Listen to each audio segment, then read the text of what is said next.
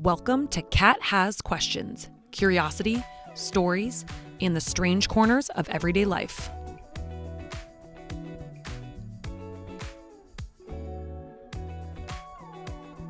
Hello. I'm Kat, and this is Kat Has Questions. This is part 4 of our Dead Wrong series on the Pam Hupp case. If you haven't listened to the previous episodes, I'd recommend starting there, because this story builds and has more twists and turns.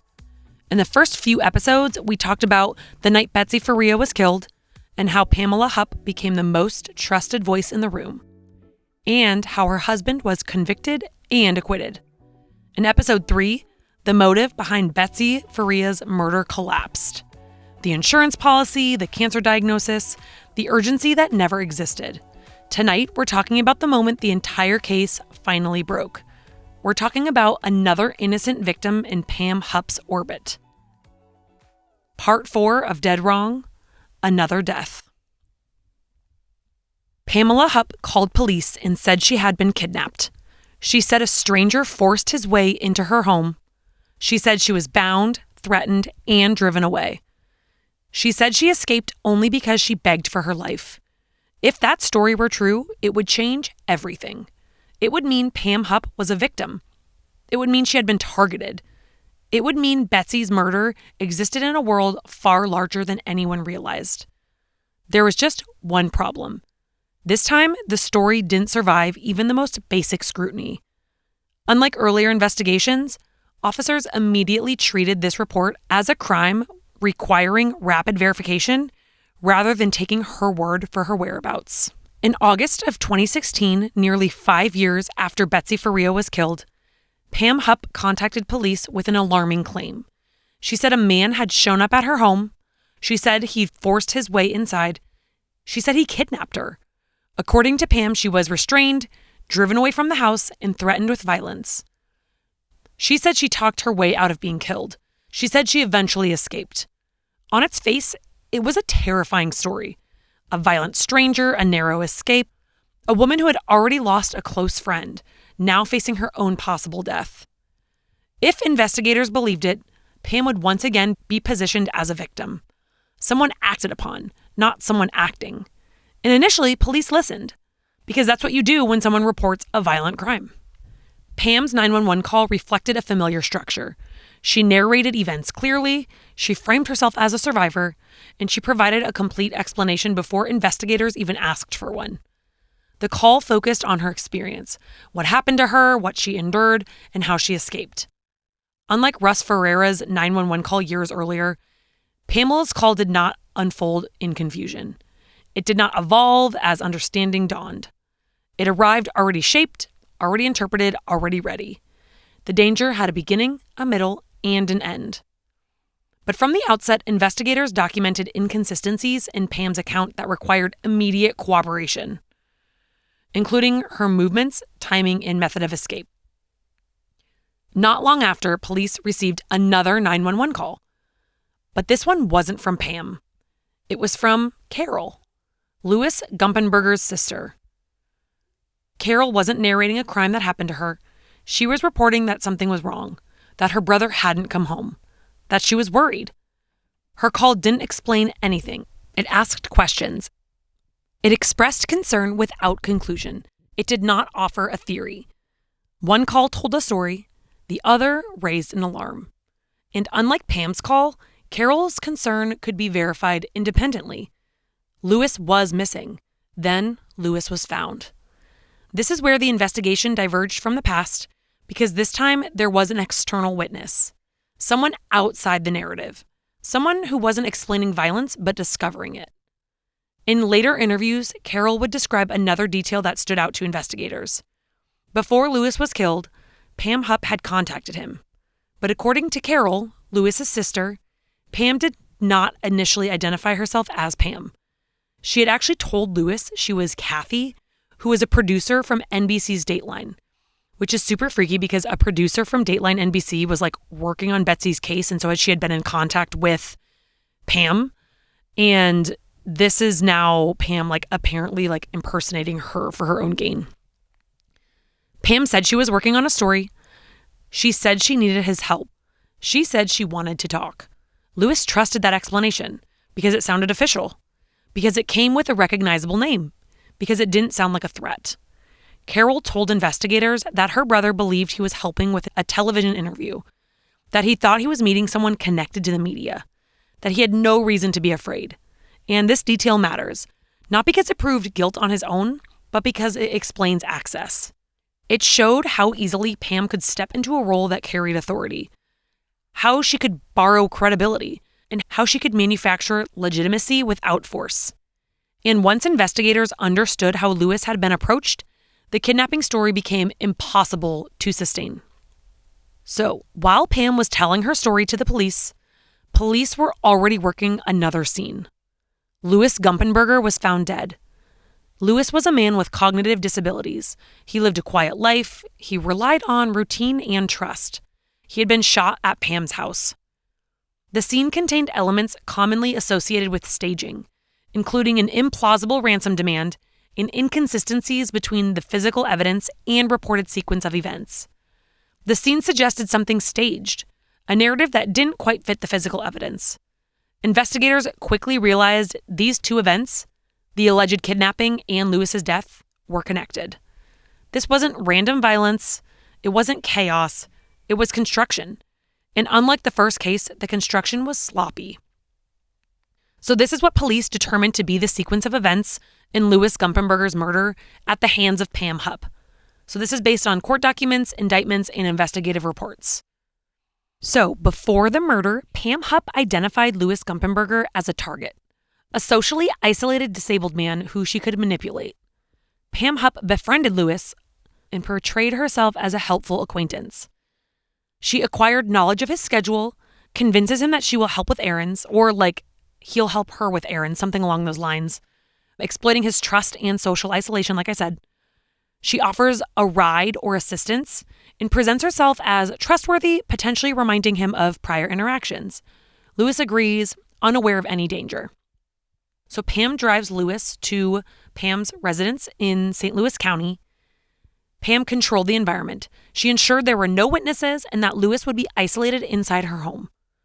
Investigators found that Hupp had pre-planned the interaction, indicating premeditation rather than a spontaneous act.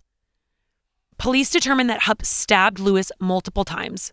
This is obviously exactly what happened in Betsy's case. His body was then moved and staged to make it appear that Louis had attacked Pam first, before she had to quote-unquote defend herself.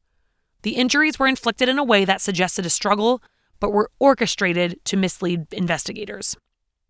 Pam attempted to cover her tracks and frame herself as a victim. Weapons were placed to support her story. She claimed Louis had attacked her, and the scene was deliberately misleading, aiming to absolve her and potentially cast suspicion elsewhere. After all of this was done, Pam called 911, claiming she was attacked by Louis. She provides a rehearsed narrative to law enforcement. Her story initially gained credibility because of her previous reputation as Betsy Faria's friend and her seemingly cooperative behavior. Investigators quickly, though, saw inconsistencies. Forensic blood spatter analysis contradicts her story. Physical evidence showed that Louis did not initiate the attack. The knife wounds were consistent with a controlled, deliberate attack, not him being fought off, kind of. Witnesses and surveillance corroborate Pam's premeditated planning and contradict her statements. And the timing of arrival and cell phone data places Pam alone with Louis during the attack window. So police concluded, based on all of this, that Pam lured Louis intentionally. She stabbed him and staged the scene to make it appear like he had attacked her. And this murder really just demonstrates a pattern of behavior, similar to what investigators later suspected in Betsy Faria's case, exploiting vulnerable people, controlling the scene, and attempting to frame others. For example, Russ Faria in Betsy's case. This murder just really solidified Pam as a violent, manipulative person and ultimately linked her retrospectively to Betsy's death. So this time, investigators didn't rely on belief. They relied on records, phone data, surveillance footage, and timelines that could be verified, so solid evidence. Within hours, investigators began cross-referencing Pam's accounts against objective data. Pam's version of events unraveled almost immediately. The movements did not line up. The calls didn't make sense. The logistics collapsed under even minimal examination. Phone records showed repeated contact between Pam and Lewis prior to his death. Contact that contradicted her account of a random attack. Police discovered that Pam had contacted Lewis herself, that she had lured him under false pretenses, and that the kidnapping story was staged to explain his presence. This wasn't a crime that required interpretation. It really only required attention. And the truth surfaced quickly.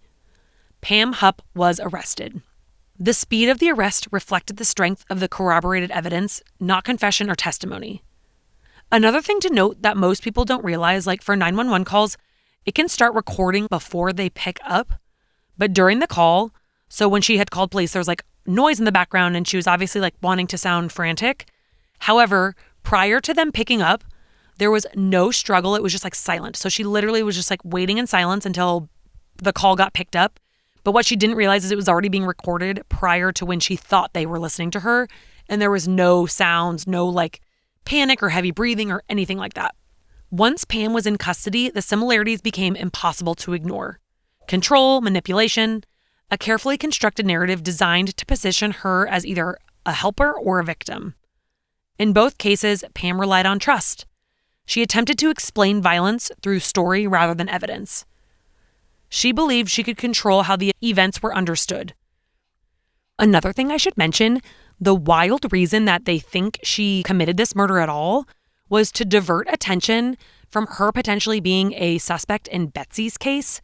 And so they had found even a note that she allegedly wrote herself to make it appear that Lewis was trying to kidnap her on behalf of Russ. Basically, like that Russ was mad and that he was trying to capture Pam because she was a witness against him in the murder trial.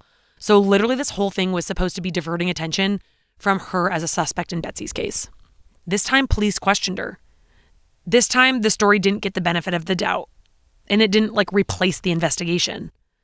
Investigators approached this case with evidentiary verification as the primary driver, rather than just what she was telling them.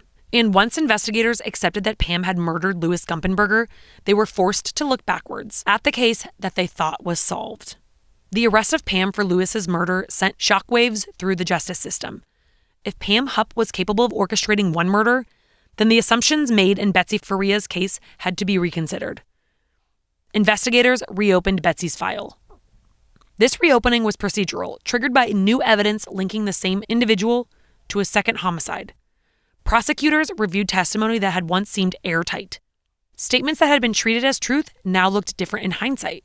And Russ Faria, the man who had been serving a life sentence, was no longer just an unfortunate certainty. He became a question, not because someone went looking for the truth, but because the truth forced its way out. With 2 deaths now connected to the same person, the story everyone believed could no longer survive.